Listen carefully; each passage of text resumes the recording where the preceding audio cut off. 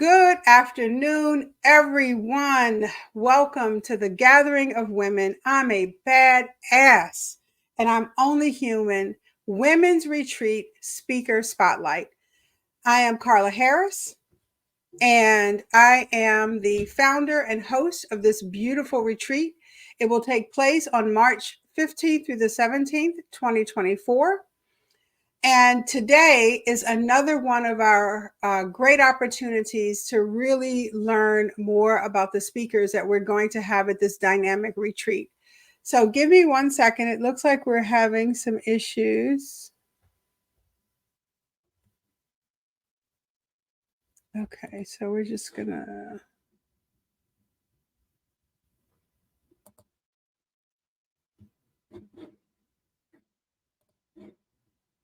All right, sorry about that. We had a little bit of a technical issue here. So once again, I'm Carla Harris, and I am the founder of the Gathering of Women. I'm a badass, and I'm only human. Women's Retreat. Today, we get to meet and talk to the dynamic badass speaker, Jessica Dawson. Jessica is a former stockbroker turned learning and development consultant. I love that.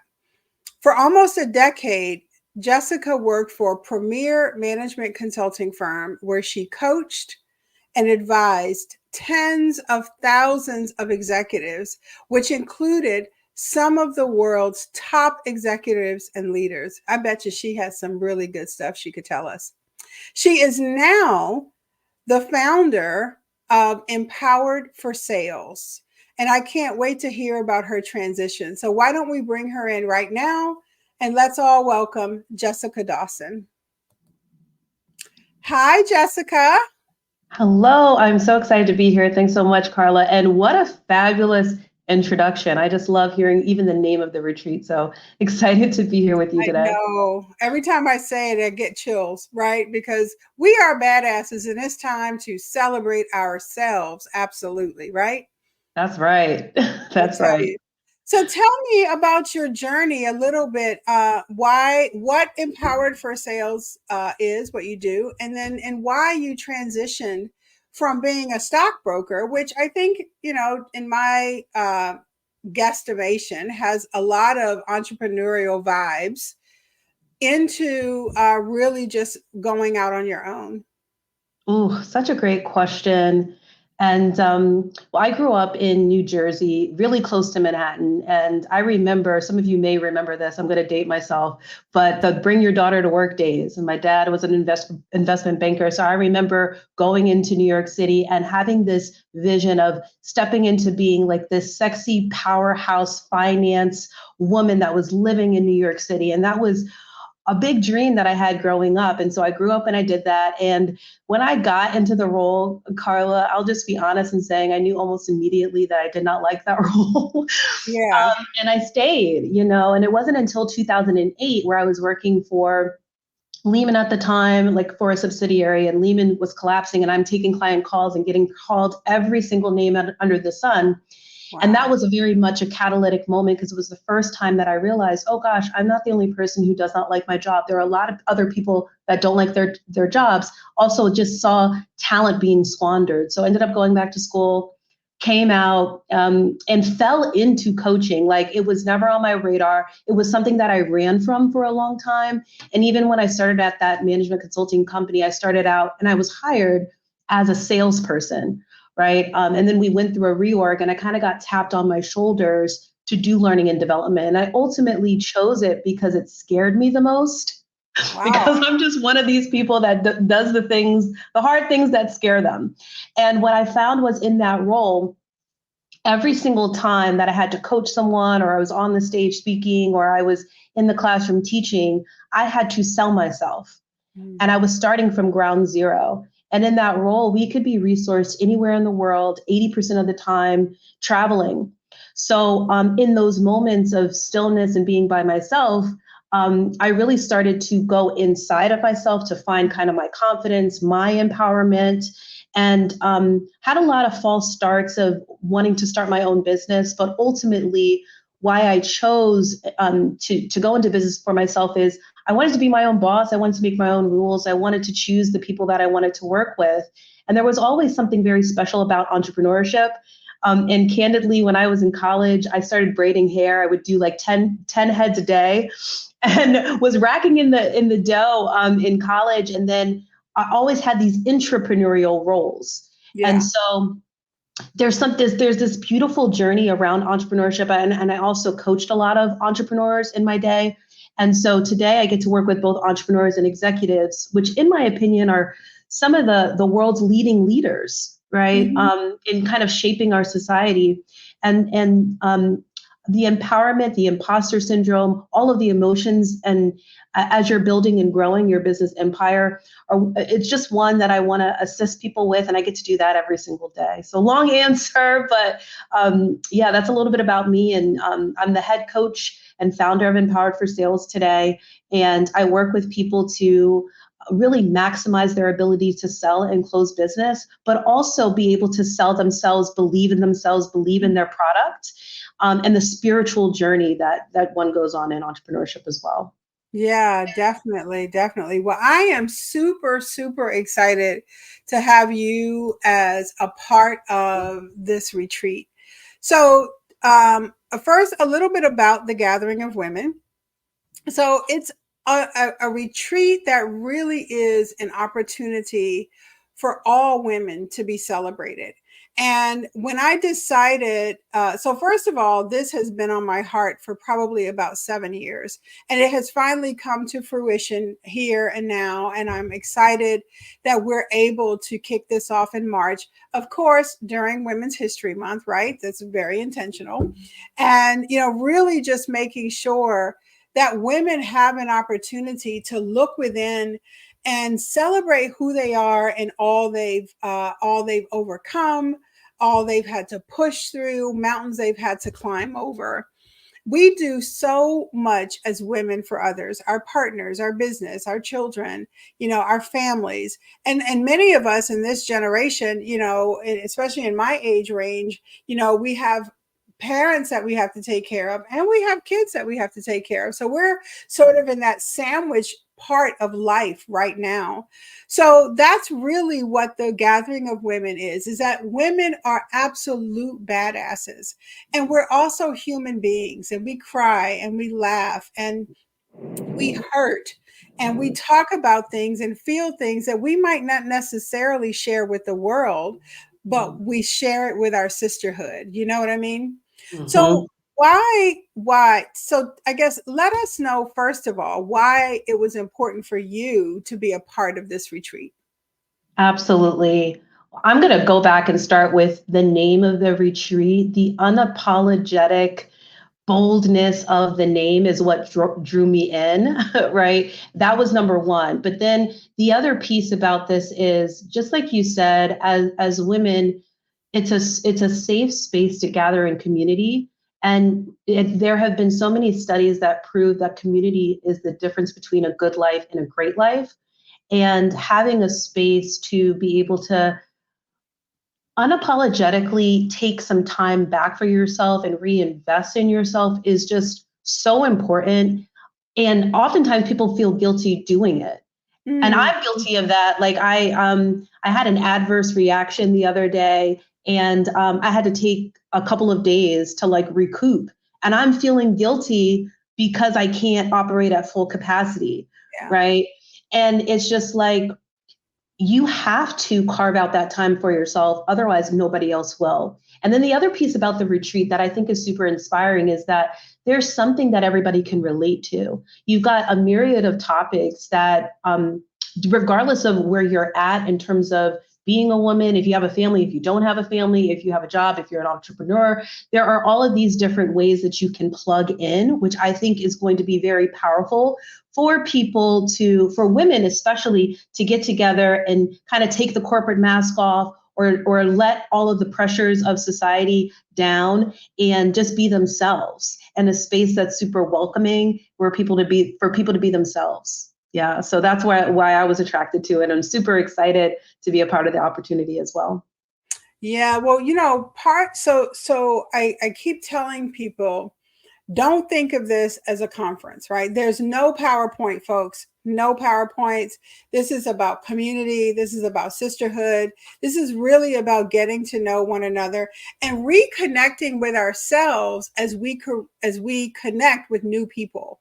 You know, we even have a ticket type, Jessica, called Girls Trip. So grab your girlfriends and come on and let's do this, because this is the opportunity.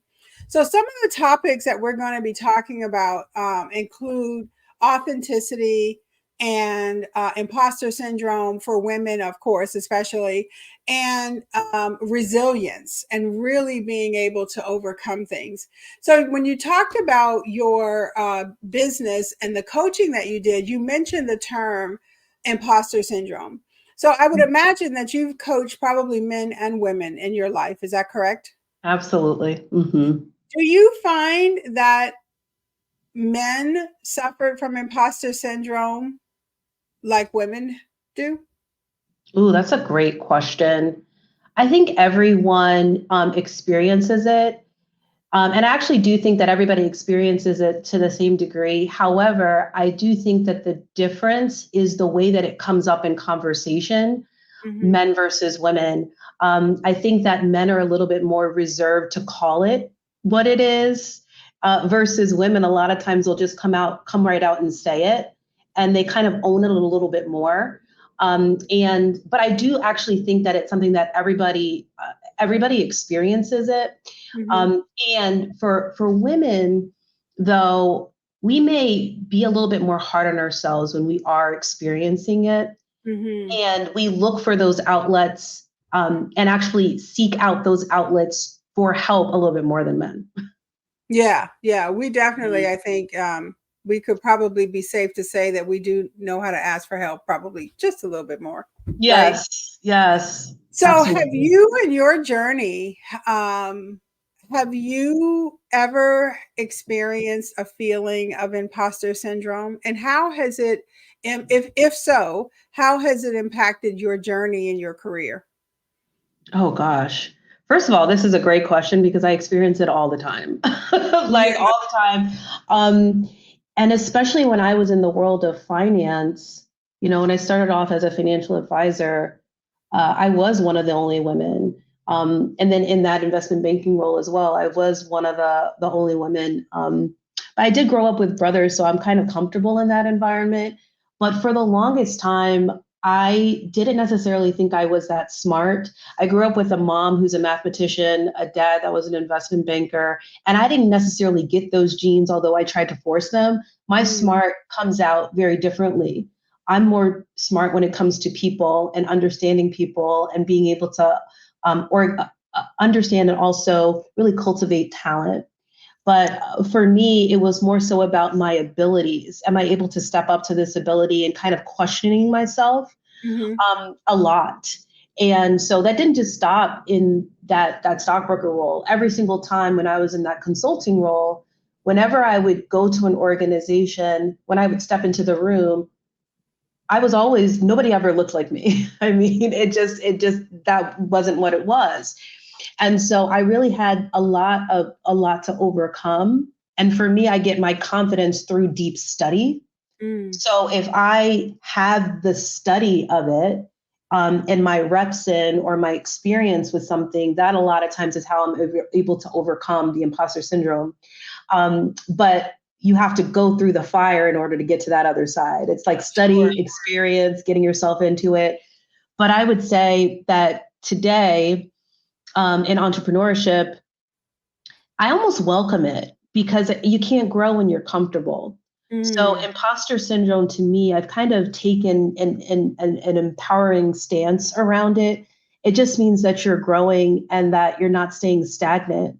The comfort zone is not actually all that comfortable. Yeah, it's interesting that you say that. It's sort of like that common sense, right? Is not very common in a lot of cases. But so it's interesting as I've gotten older, I like many women, I've suffered from imposter syndrome where I've literally just been anxious if I go into I don't know, a boardroom or something where I'm sitting at the table. So I have my seat at the table, but leading up to that, you have that little voice in your head that says, should you really be here? You look around the room and you see, you see folks with doctorates and these and that, and they've got hundreds, years and years of experience, and they work for Fortune 500, Fortune 100 companies, and I'm sitting there at the table, and it makes you, for me personally, it's made me sort of in those moments have to regroup and say to myself, you know what, you're here because you deserve to be here. You are knowledgeable, you know what you're doing, you've been doing this for a long time. And it's but I do think that as I've gotten older, the more authentic I've given myself permission to be. Do you feel that women have issues or have difficulties being their true authentic selves in certain Mm. situations? Yes, it's a really fantastic call out, and I also just love how you talked about speaking over yourself, which I think is just a fantastic way to kind of re-anchor. But I do think that women oftentimes we can second guess ourselves, like almost like, am I going to be found out that I'm here? Am I good enough to be Mhm. here? And the reality is, for me, the biggest shift that I made, because there's so many societal labels, right? So woman, I'm also a Black woman. When I first started out in my career, I was a young Black woman. Mm. And I would, I think, let those labels kind of dictate my nervousness, or even let those labels allow me to believe that I had more to prove to be in that space. And it was actually the minute that I let all of that go that I felt this shift. Mm. And not that I don't still struggle with that to this day, but where I went, and it's a little bit non traditional, like I went to the more, can I step into a space where I'm speaking soul to the people? Because what I found was the labels, what they did was they actually took me off my game. Wow. Took me off my game so much. And when I was able to get into a space where I'm like soul to soul, this is another being that's aside from me. I think that people can feel when you have that sense of fear or unworthiness or valuelessness. And they can also feel when you're unapologetically have taken off the corporate mask and you're just soul to soul. But that took a lot of practice for me, Carla, and I struggled with it for a long time. Yeah. A long time. Yeah. And I Yeah. still struggle with it, but not to the detriment that I did when I first started off in my career. Yeah. Yeah. Of course, because we live, we learn, we grow, we mature. And, I think we learn to walk in our own skin a lot better when we're in our, 30s, 40s, 50s. And, I just, it's really great. So what do you think some of the common triggers are for imposter syndrome amongst women in the workplace? Oof. Yeah, I think that common triggers would be around, and it is kind of sucky that we still are having to deal with things like moving up the corporate ladder or starting off in entrepreneurship and worrying about like our home lives, or like Mm. having being in our childbearing years and how that might stagnate our growth. And I also think that for the women who are not married and do not have kids, while it may appear to be easier in terms of moving up the ranks, there's sometimes a little bit of, oh gosh, am I good enough even as a woman because I haven't gone through those social milestones? And am Mm. I good enough when I get invited to the corporate party or to the functions, and maybe I don't have a husband and I don't have a husband and I don't have kids, right? And I'm a woman of a particular age. Um, and so sometimes the imposter syndrome can come from not having those things, Wow. Yeah. right? And it's not necessarily something that people talk about all that often, or women even talk about all that often. Yeah. And there's so many different ways to live a fulfilling life as a woman. And depending on what you've been chosen to this earth to come and do, that may not equate to always having a husband and always having kids. Yeah, it's like, having the courage to step out of what society says we should do, Yes. right? I think it's quite interesting that you put it that way. That's great. So men, we know, and I just want to be really clear. This is not a comparison of men to women, but I think we do understand in all reality that there are some advantages because otherwise where does the term the old boys network come from, right? But I think we women need to have an all girls network. I mean, we need a girls club, and to really understand that we have to mentor one another, we have to support one another. I have incredible mentors. Some I've had for many, many years, some are fairly new. There are people that I look at, even though I don't know them very well, have said things to me just in passing that have stuck with me for a really long time. And because you get that one piece of wisdom. It's kind of like a rhema word, right? You get that one piece of wisdom that just sits with you and lives in your core. And I remember a woman that I met, probably this was pre pandemic, and we were, or just in the beginning of pandemic, and we were in on a Zoom call, and she said to me, Carla, you just got to get started. It's got to be done, not perfect. And since that time, I have said that to myself over and over again. Just get it done. Because sometimes as women, we want things to be perfect before we roll it out there, especially as entrepreneurs, right? It has to be, the marketing has to be perfect. The catalog has to be perfect. The product has to be perfect. But what happens is it doesn't allow us to move forward because we're seeking a perfection that might just need to be seasoned. So if we look at mentors, what's your thought around the role that having a strong mentor relationship can have on women being more authentic and overcoming this imposter feeling? Mm-hmm. What's your thought about that? Oof, I love this question. I do believe mentors and coaches are just so necessary. And I do believe that every woman should have their own board of directors, Oh, I yes. call it. Me Right. And too. it's like you can have different people for different things. The person that's going to really encourage and inspire you, the person that's going to give you the tough love and give you Yep. the push, the person that's going to let you know that everything's going to be okay. On the days where you're like, oh gosh, questioning your sanity as an entrepreneur.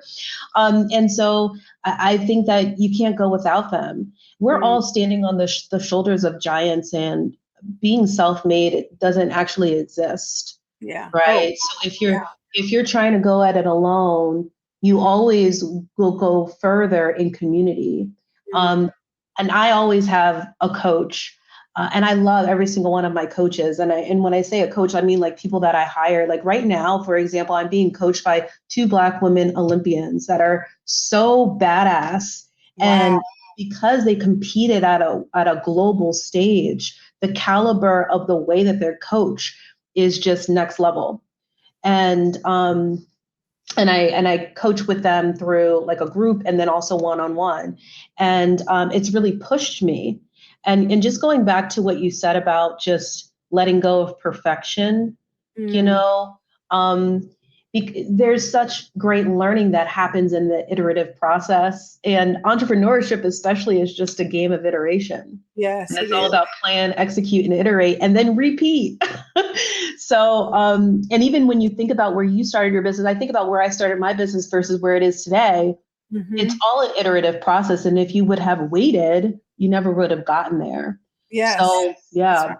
yeah. So I think that it's so needed. Do not try Mhm. to go at it alone in anything that you're doing in life, whether it's entrepreneurship, being in corporate America, parenting, etc.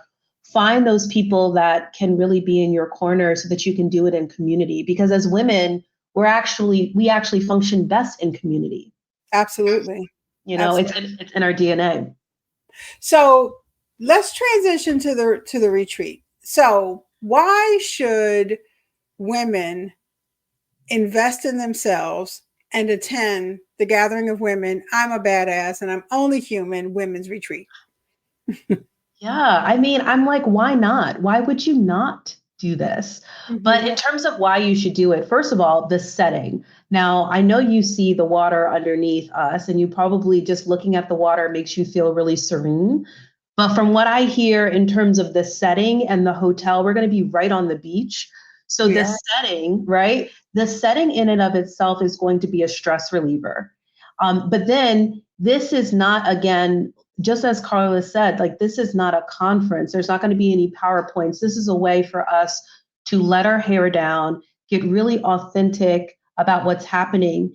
And you're going to be encouraged, you're going to be inspired. But I think what's even more profound about that, and just going back to the water here, the waves of impact of you sharing your story, sharing your knowledge, you never know who else you might help within the community. So I think it's going to be a big way from a reciprocity standpoint to be fed and also to feed with with um with your experience as a woman. And then I mean, I'm just really looking forward to the pajama party. Like there's a pajama party, y'all, Yeah. Yeah. where you'll be able to, dress and have girl talk in a way that you likely would have never had. And I also just see that people are going to walk away with lifelong friendships from this. Like you're Yeah. going to walk away with like meeting people that you would have never met otherwise. And you're going to double down in your ability to be okay with investing in yourself because the ROI is going to be really fantastic. Yeah. Yeah. Pajama talk is super. I've already started looking for my pajamas, right?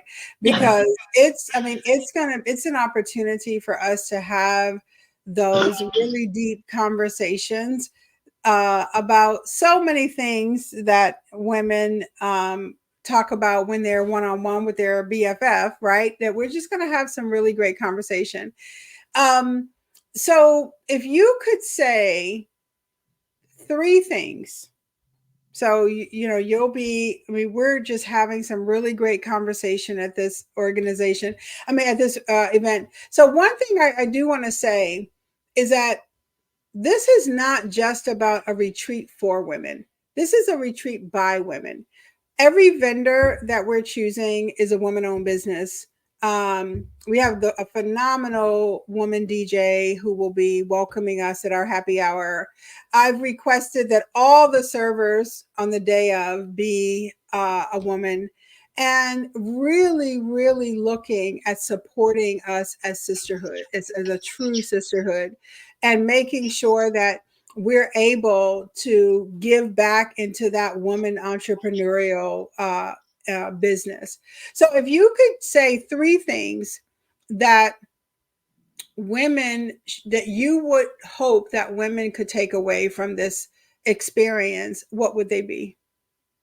Yeah, I think the first thing is regeneration. Mm, We're all extremely busy, so do not let busyness or like just not having enough time be your excuse for not coming.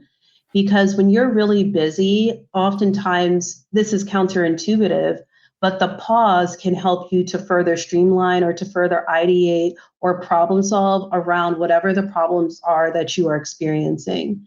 So regeneration. And then number two would really be just about the fact that I'm going to go back to the word community. Now we're all rolling off of a collective trauma that we all experienced from 2020 onward. And the after effects of that are still strong.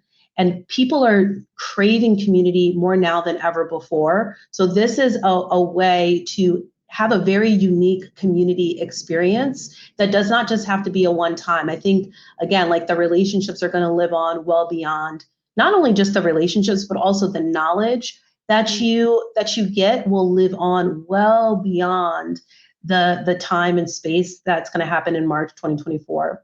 And then I think the third piece would really be about your personal growth, your personal development, right? And as women, especially if you're career centric, you got a lot going on. We don't necessarily have the moments to really pause and reinvest in our personal growth, our personal development. And it's so necessary because just being in this lived experience, we're always expanding.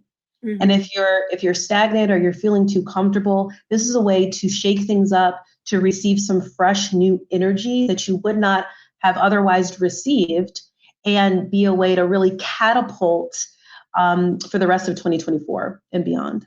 Yes, absolutely. And to reiterate what Jessica said, we will be on the beach. The retreat will be at the Pelican Grand Beach Resort. It's right on Fort Lauderdale Beach. We are kicking off Saturday morning at 6 a.m. with Sunrise Pilates on the beach. So absolutely, it's an opportunity to hear the sounds of the ocean. You know, I'm a beach girl. This is why I moved back to Florida, because I just thrive and get energy when I hear the ocean, when I feel the sand. And this is an opportunity to do that.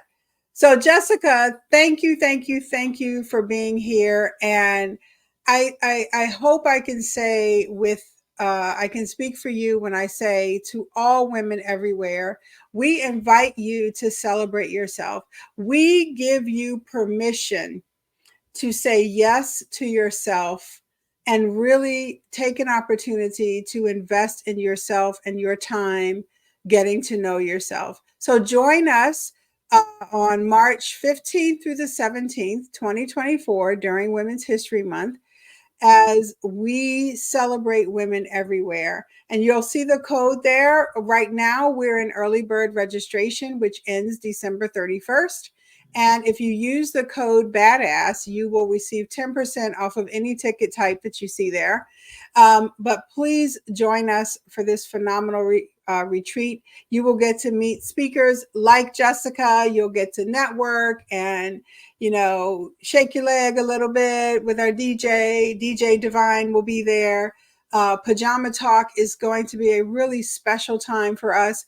And then on Sunday, as we say goodbye, we have the farewell brunch, which is right on the ocean. And we're just so excited about the ambiance that this retreat is going to bring. So, Jessica, thank you again so very much for being a part of this.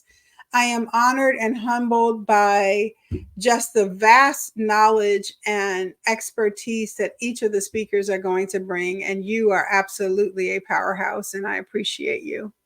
Thanks so much for having me, Carla. Looking forward to seeing everybody in March.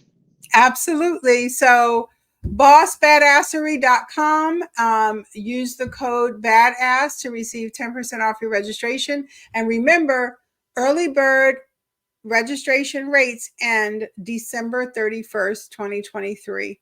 So until our next speaker spotlight, have a great day.